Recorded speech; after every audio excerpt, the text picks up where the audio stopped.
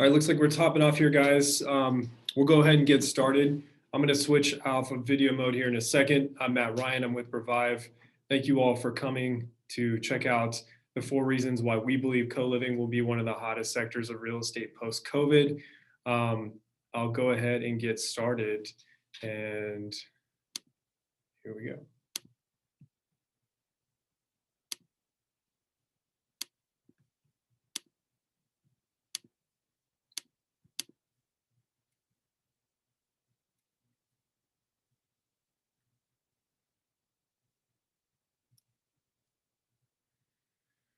All right, thank you everyone. So again, I'm Matt Ryan with re-viv. re-viv revitalizes communities through impactful real estate investment strategies. Just a quick intro to kind of establish credentials. I'd love to talk with you all about what we do here at re-viv a lot more, but for the sake of time, I'll just give you a quick blurb about my experience in this industry. re-viv is the second company I've built over the last 10 years. I started in 2010 in the field of energy efficiency and green building in the construction industry.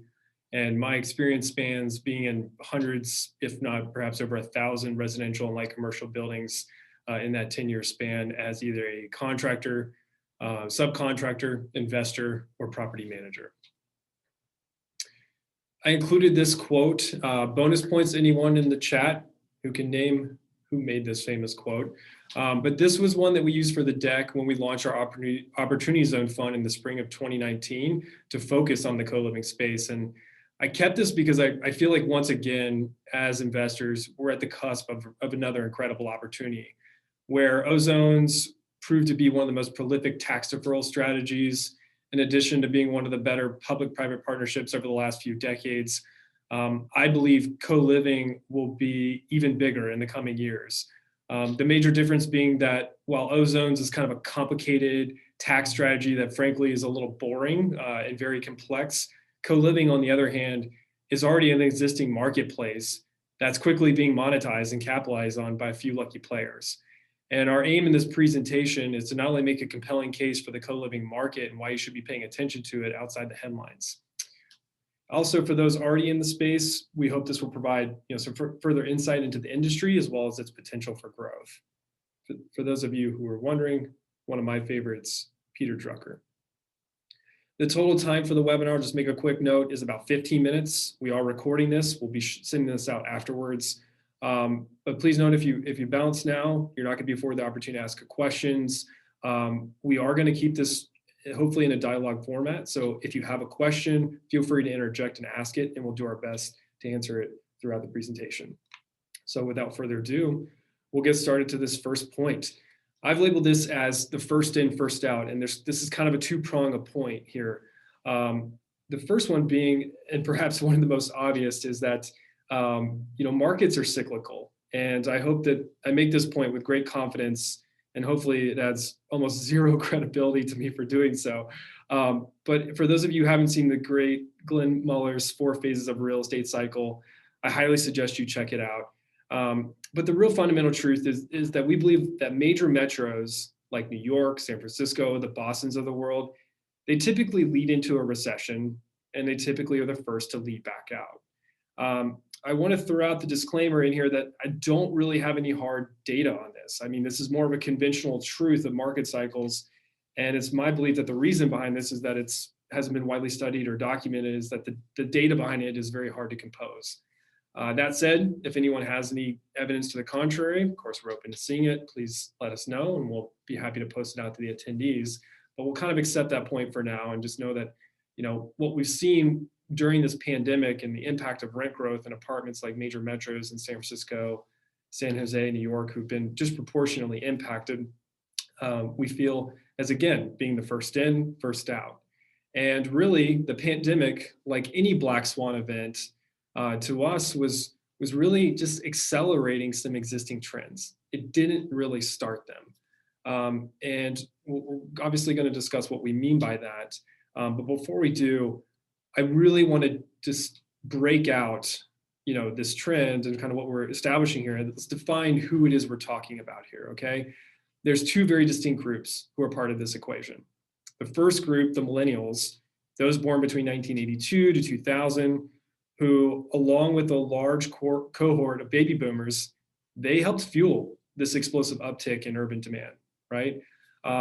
Well, they were already reaching the age of migrating to the suburbs, mostly due to their desire to enter the home buyer market. That's a trend that's been well established for decades, even before the pandemic, even before recession, any type of a recession. Secondarily, late stage millennials and Gen Zs, who in this case would have normally taken the place of millennials in their demand for the city, were also some of the largest benefactors of remote work policy, and were also simply just laid off due to being entry-level employees. For those of you who are old enough to remember, there was a lot of talk in the 2009 recession about how there was this shadow demand of housing for millennials who had flocked to the burbs to live with mom and dad, who had lost their job in the recession, who were saving money. And very much like the millennials, we think the Gen Zs are following the same pathway. And as evidenced by little chart that we found in a Bloomberg article that shows that this group is 3 times more likely to have moved as a result of COVID-19 than any other age group. A few more other cases that kind of show the fact that, okay, this is already happening. Millennials were already on their way out. In New York, home sales in Manhattan dropped by 56% compared to the year prior, increase of 44% in suburban counties located around the city. Additionally, here in the Bay Area, in the 8 Bay Area counties, we saw single-family home pricing rise 13% year over year to $935K, according to CoreLogic and DK News. And lastly, the third and final one, which I believe to be just a kind of like a blockbuster report done by Zillow in August of 2020, states that suburban housing markets really haven't strengthened at a disproportionately rapid pace compared to urban markets. The changes in annual home value growth rates from before the pandemic to now have stayed relatively the same. So again, thinking about the fact that millennials already on their way out, Gen Zs facing very similar obstacles, which you'll hear us talk a lot about that. And secondarily, think about who is the most healthy, least risk of COVID-19 infections, who's going to be moving back into the cities post-COVID. To us, it's going to be Gen Zs. They're going to be looking for housing. That's kind of our second point of this first in, first out model.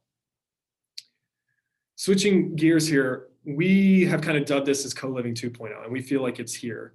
Like any new industry, we'll talk about the fact that co-living really isn't a new market in our eyes, but as a new industry, it takes its lumps in a downturn, which co-living has done. There's been some vacancy, there's been broken leases, there's been some operators with not so solid business models who frankly haven't made it. That's capitalism.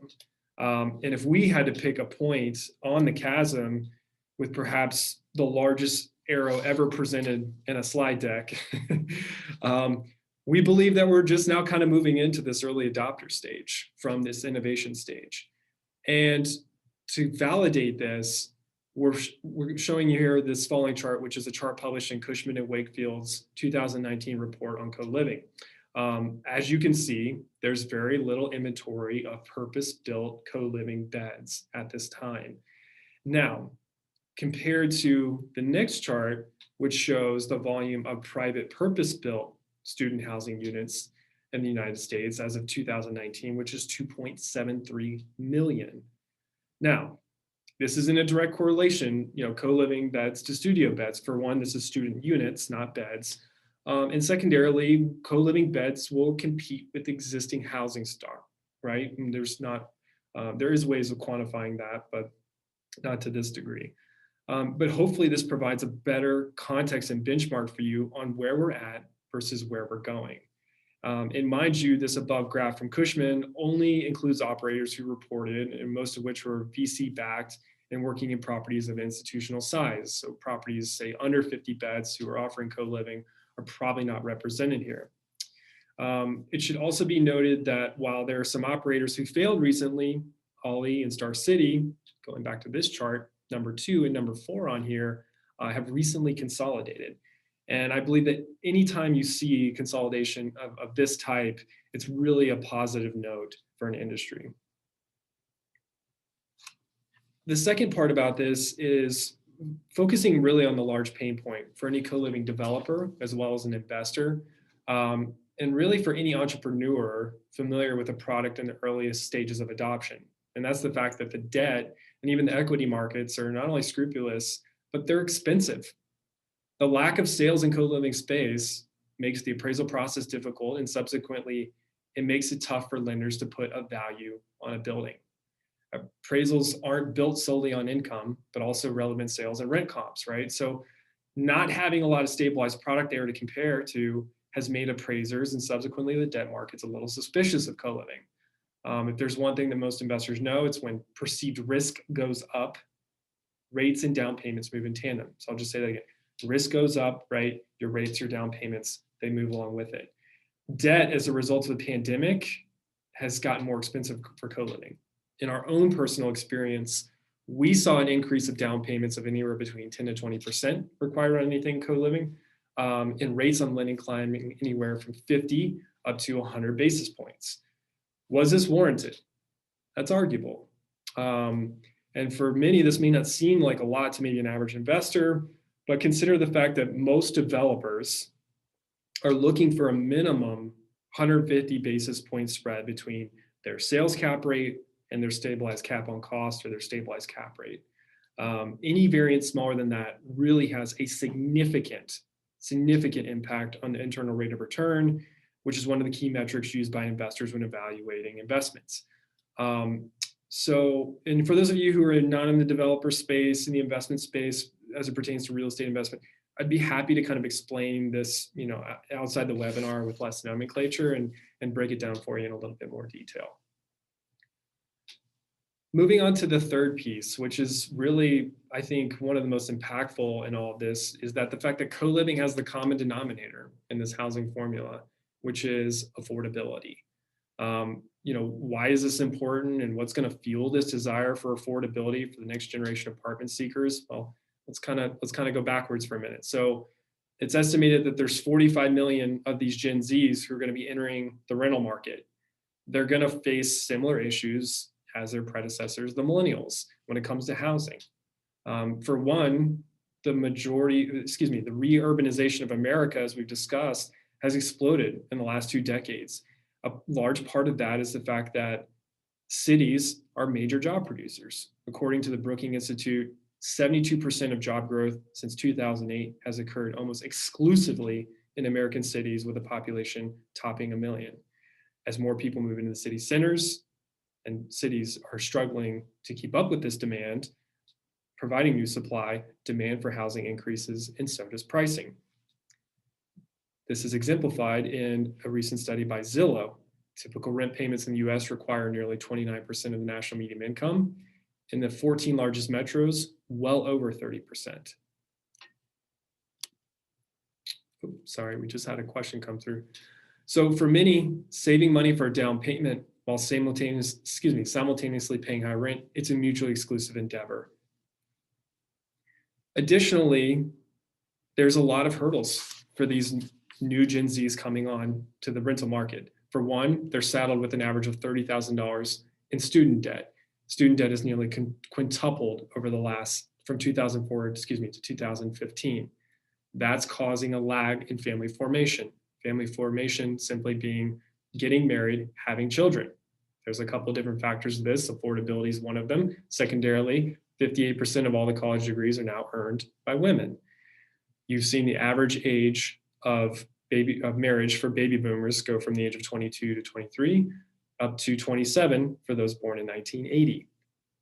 Again, this idea that more renters are going to be in the rental market for longer is also reflected in the significant drop of homeownership rate, projected homeownership rate. This is the John Burns Consulting Group. He aggregates a lot of data on the home buyer market. I was a little bit skeptical of this when we first pulled this chart. So I did a little bit more digging. We found that the Harvard Joint Center for Housing Studies, in addition to the Urban Institute, also validating a significant drop in homeownership. Again, what does this mean? It just simply means that the renter market people are going to be renting for longer, and there's going to be a larger pool of renters in the future. Really kind of stopping that millennial push that the pandemic created of people going into the first-time home buyer market. And this is emphasized in another just quick survey that we pulled from a website called Property Shark. It's a great summary, just kind of side-by-side comparison. You can see the issues that Gen Z is facing when it comes to buying a home. Reason number 4, this is kind of an arguable point to some, but we kind of believe that co-living already exists as a market. For some of you, there's a likelihood that you may have unknowingly been a part of a co-living habitation, sharing an apartment or home with roommates. In some cases, like me, when I moved to San Francisco, you find yourself in this uncertain feeling of kind of moving in with a stranger to help cut the cost of the big city. You know, a studio apartment may be $3,000. You can get a 2-bedroom for $4,000. That's a pretty significant savings. What co-living operators do is they tend to mitigate the stress of moving in with strangers by providing amenities, happy hours, in-home chefs, even co-working spaces to help create a real sense of community. And a local operator, Open Door, who we've worked with, I think is probably one of the best I've seen in that, as far as really genuinely creating this sense of community, and have done a fabulous job building their brand around that. Additionally, they streamline these major pain points, such as cleaning, who's going to pay the utility bills, and how are you going to furnish it? And they do so by really not only offering that as all part of their rent and taking care of it for you, but even furnishing the common areas. The best part of this is that the cost of these amenities, again, it's factored into your rent. It allows you to quickly plug into an existing community on a short-term or long-term basis. And just to kind of give you a quick snapshot of, what's the potential market here in San Francisco, if we're talking about, say, the Craigslist, kind of roommate model, and the studio model, which I think, again, are kind of two direct levels of competition here. There's over 1,200 current static listings on a Craigslist website as of today in the city of San Francisco, and over 1,700 studios available in the city of San Francisco. Again, just a very static snapshot to kind of show you what the overall market opportunity is here. Now, the issue obviously with this Craigslist model is all the pain points that we mentioned above, right? You've got these multiple site visits. You've got to engage with these potential roommates. Most of the time, you're getting pictures and barely an idea of kind of what you're getting yourself into until you meet these people. So if you have a kind of a visualization of the process, for those of you who haven't been through it, it's not a fun one, for one, but there's also a lot of barriers to entry. And so let's go over to a couple operators. For one, this is a few screenshots from Common's platform. Much more turnkey solution, Star City, 3D models, 3D video walkthroughs, much more tangible, much more accessible. And I think both, correct me if I'm wrong, I believe both of these platforms have these available on an app, so you can access them on your smartphone. So take a step back for a minute and just put yourself in the shoes of a Gen Z who's grown up with this mini computer in their hand, right? This is one of the most technologically advanced generations who has known nothing more than on-demand delivery of everything to their front door and the ability to do almost everything on their phone. Which model do you think that they're going to select when they're moving back in to the cities again? As Connor Moore, a thought leader in the co-living space, put it in our conversation a few days ago, consider how much has changed since 2000 in the overall technology space and just in the job market, whatever. And now consider how much has changed with regard to the housing market. And I steal this analogy from our good friend Brett Swartz, who we did another webinar on capital gains, deferral strategies, and ozones. This is really a Blockbuster versus Netflix model. This is, Gen Zs are going to look for the accessibility, the market with the least barriers of entry to access housing. And I think the point that we probably didn't emphasize enough really in this slide deck is the fact that if comparatively speaking, most co-living operators are offering rents 15 to 25% below the market rent for a studio. So they're competitive, they're affordable, and they're a much more turnkey solution. So in conclusion, I want to push this quote back out to you. Most of you on this call, you're investors, you're industry leaders, which means you're ultimately entrepreneurs. And hopefully we've made the case for co-living as an opportunity, as well as giving you some valuable insights. And at this point, I want to thank you all for taking the time to come see us and spend some time with us on the webinar. And at this point, I'll stop the share here and we'll open it up for questions.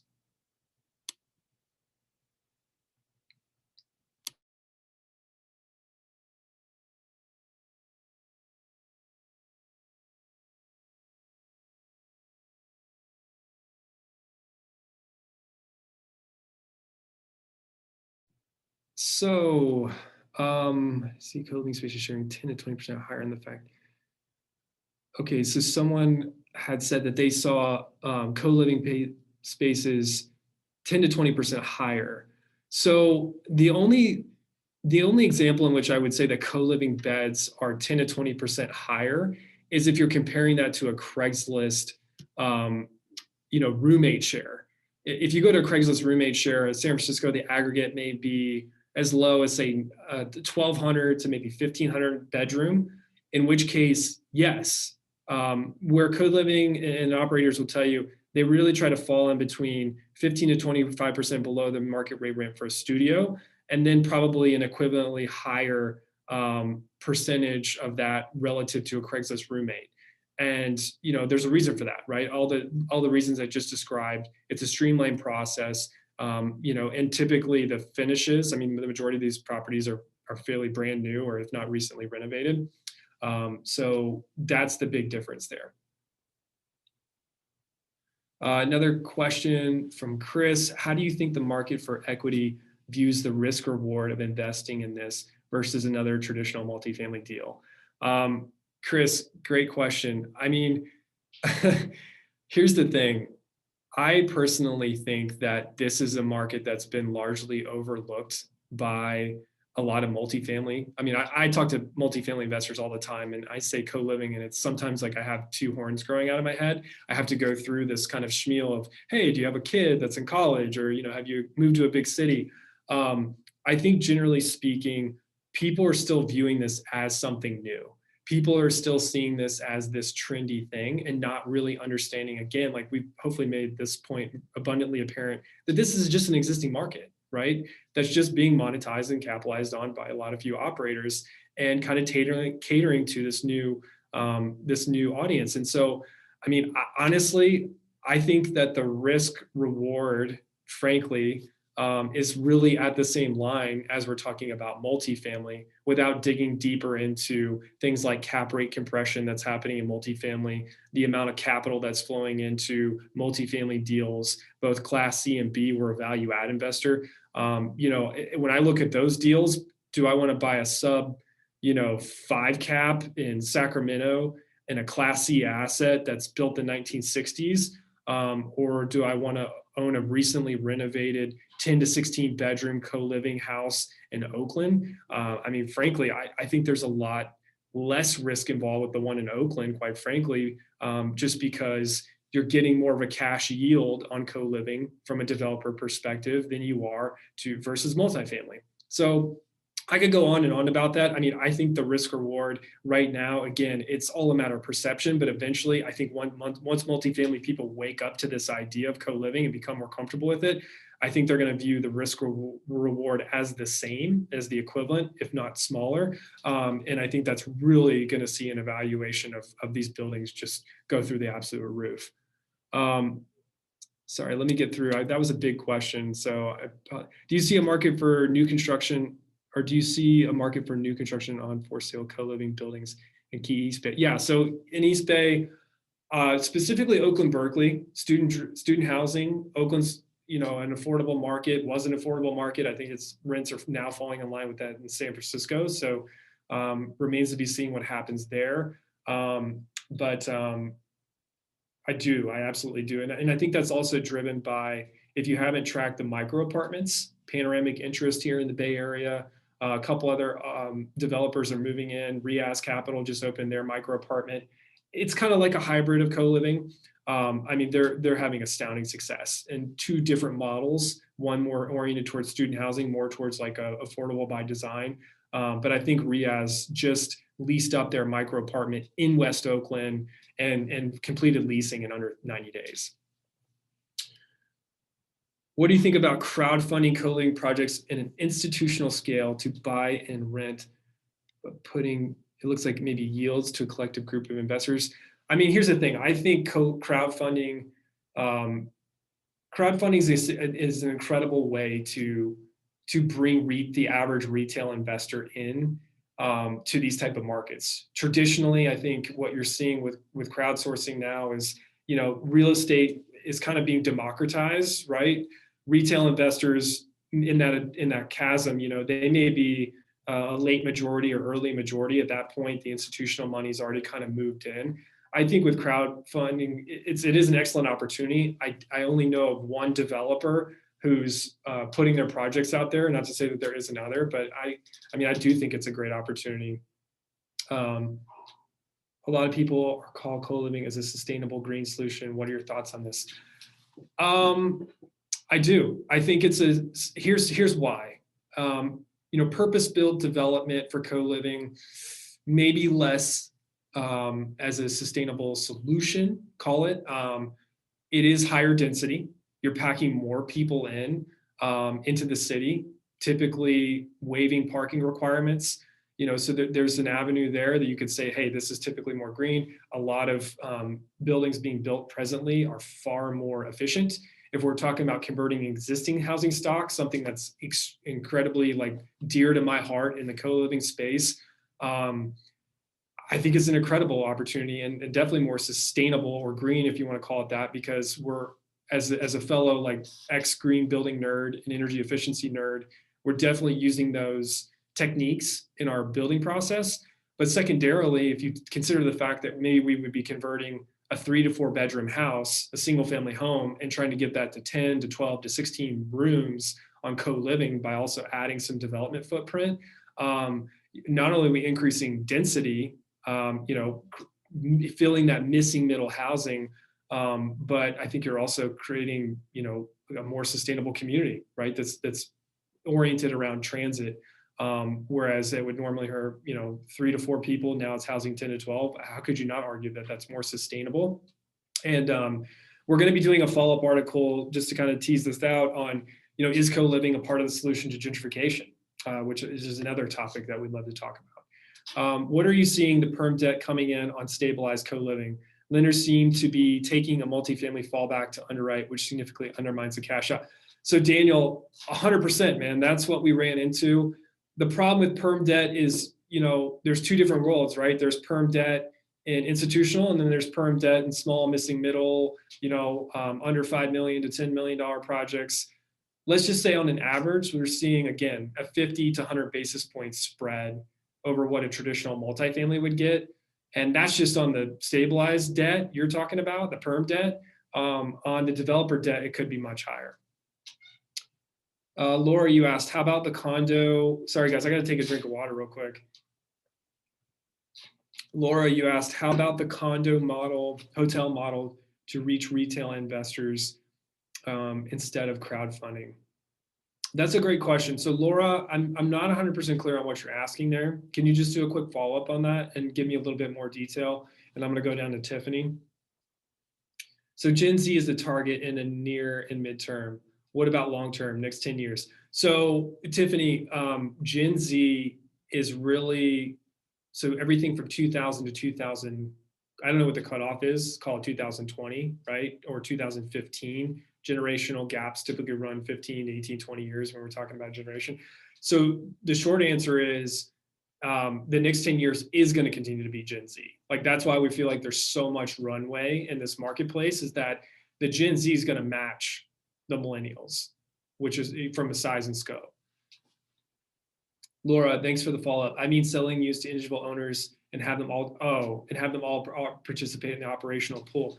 So small scale, this is really cool. So a lot of small scale co-living communities that have been developed over the last 20, 30 years have actually instituted that model, where it's like they're kind of crowdsourcing, or everyone's kind of buying in and creating fractional ownership.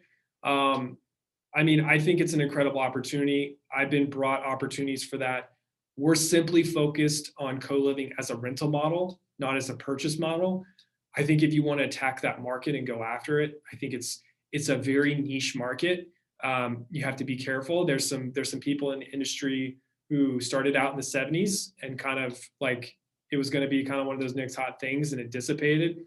I think with the lack of affordability in the first-time homebuyer market, I think you can absolutely see something like that come to fruition here, especially in higher denser urban areas where people are kind of used to kind of sharing spaces, right?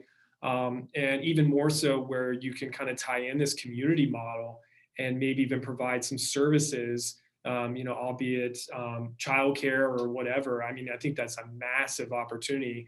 The problem that you run into is what most of us are already experiencing in this missing middle housing is like it's hard enough just to get a developer, model put together in a small scale development like that, let alone to be able to come in and back in with like a property management and operation team that can really perform those services. So I'm stretching your definition a little bit, but I think that's an incredible opportunity. And again, it's all just built on the fact that the first-time home buyer market is really becoming very unachievable for a lot of people.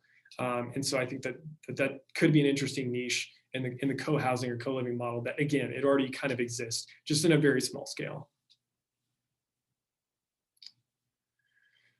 All right, guys, I'm out of questions at this point. I'll give everyone a minute or two to come back in. Those were some fantastic questions. Again, if anyone has anything more that you want to add, give me a shout, Matt, matt.ryan@re-viv.com. Drop me an email. My team, either myself or my team will respond back. Send me any question in the question area. John, sorry, let me go back and see if I can find you, buddy.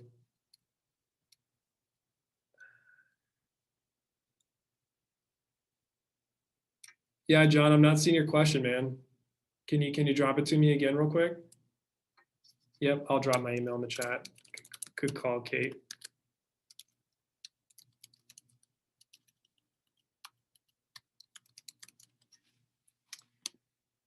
I'll click on the Q&A. Got it.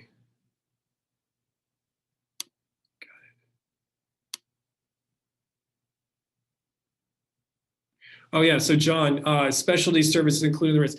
Again, it varies by operator, but cleaning, chef, cooking, like people literally meal prep and stuff like that. Oh gosh, of course I'm drawing a complete blank on this. There's other workshops and stuff that they've done, networking events. I know Open Door has done a lot of networking events. They've touted a lot the fact that people have changed careers by their networking opportunities. And then the big one being the general furnishings. So typically, especially in our developments, anything, any common area is fully furnished. How do you underwrite co-living versus standard rentals in multifamily? Again, it's a great question. So we're typically taking the studio rent and depending on the area, Class C area, we might underwrite a 20 to 25% discount relative to the studio. A more high demand Class A, emerging Class B market, we may take a 10 to 15% only discount relative to studio. That's kind of our benchmark. Then as we get more into the deal, we'll flip that around on its head a little bit and kind of compare it to price per square foot. Another metric to look at just to be sure we're not getting a little too far out in front of our skis on a rent per square foot, because sometimes these rent per square foot models can get disproportionately higher than a traditional multi, and it makes us nervous a little bit. And it's kind of based upon your format, how small are the units, so on and so forth. How do you see the co-living model differ from senior living, or is it only for Gen Z? So this is really funny. There was someone, I was in a California Opportunity Zone meeting, and I met one of the heads of the Treasury Department. And I was telling him about co-living and opportunity zones. And he like immediately opened up to me about the fact that he was kind of like a lowly professional. Like he wasn't married. And he was like, man, this sounds like a great idea. Like, do you have these type of housing units for someone like me, who's just like a very career-oriented, busy individual who could have a sense of community? And I was like, man, like the light bulb went off, kind of to another person's post. Like, I think you're going to see this happen. I mean, I think especially from a senior living facilities, small care facilities, I think it's a massive opportunity. I haven't seen it done yet. I've heard people talk about it, but I haven't seen a consistent large scale model. Again, I think it's a massive opportunity. We've looked at it from single families purchasing and then adding ADUs for kind of these in-law suites for aging in place, because there's a baby boomers are getting to that point where they're needing care and there's not sufficient kind of housing close to. It's difficult for them to obtain. I think the co-living model fits very well for them. Can you talk more about different operating models for co-living? Some operate as developers, others are management properties. Likewise, master leases have imploded recently. Yeah, so Kwame, that's a great observation. Oh, Kate, I just saw it. Totally, not only Gen Z, many of us older than this. Yeah, Kate, I totally feel it. And the interesting thing that I kind of anecdotally didn't bring up during the presentation is, I think we're all kind of wanting a sense of community here. And that's why we're so excited about co-living and these Gen Zs flocking into the urban cores is, again, they're the least at risk population. And we really feel that people are just going to be, kind of starving for a sense of community and connection. And we actually heard anecdotes from some of our operators where people were moving from studios into co-living facilities. We actually have direct quotes from some operators on that happened. And that was their reasoning. They're like, I'm lonely. Like, I'm sitting in an apartment by myself in the city with nothing to do. I literally just want to be around people. I'll take the risk.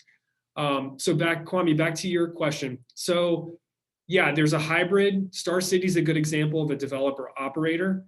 Common's one of those who is currently just an operator. I don't know that they own any properties.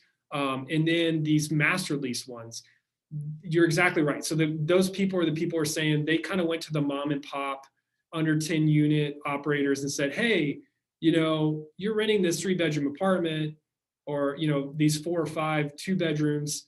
We could probably add in a few bedrooms and get your rents up a little bit more, 15, 20, 30% on a performance base. And we'll just take a cut of that. Okay, we'll just take whatever cream off the top we'll offer to you, and we get paid on the difference. And a lot of a lot of small mom and pop landlords here in San Francisco, they took it. Which, why wouldn't you, right? Like, you're going to offer me more money, you're going to manage the property, so on and so forth. That business model obviously showed that it wasn't sustainable over the long term, and that I think those operators were thinking, they knew they were going to make money. They knew they weren't already making money, but in the spirit of VC, if you reach a certain size and scale, right, in your growth model, eventually you'll turn a profit and eventually you'll make sense of it all. Will these operators kind of getting paid on that delta, will they emerge again? Maybe, more than likely. I think the more long-term sustainable model, obviously is kind of picking or choosing, but not trying to play that game where you're just getting paid off the top. I know what a lot of operators are struggling with, and eventually over time, they may move into the real estate. I don't know that they will. I don't think that venture capital has a strong interest in that, simply because of the complexities and the nuance of development. It's not scalable, right? Like a co-living platform is, like creating demand, like Commons now, I think, in the millions or something like that, as far as page views and renter inquiries on their website, which is what VC gets very excited about. I mean, it's kind of tough. I don't know the future of it. I think maybe they move into development, or maybe what you'll see is just some developers who are, especially these ones that have been hit in the hospitality and student housing field, kind of come in and take advantage of, these properties that have been sitting, converting them into co-living, and you start to see a lot more institutional interest moving in which case these co-living operators are really going to be able to grow and scale very quickly, or more quickly. And I think that probably behooves them over the long term, staying out of the real estate and just kind of sticking to their operator model. Guys, thank you so much. I hope I did a good job of answering your questions. If I didn't, let me know. Shoot me another question. You guys got my email. I dropped it in the chat here.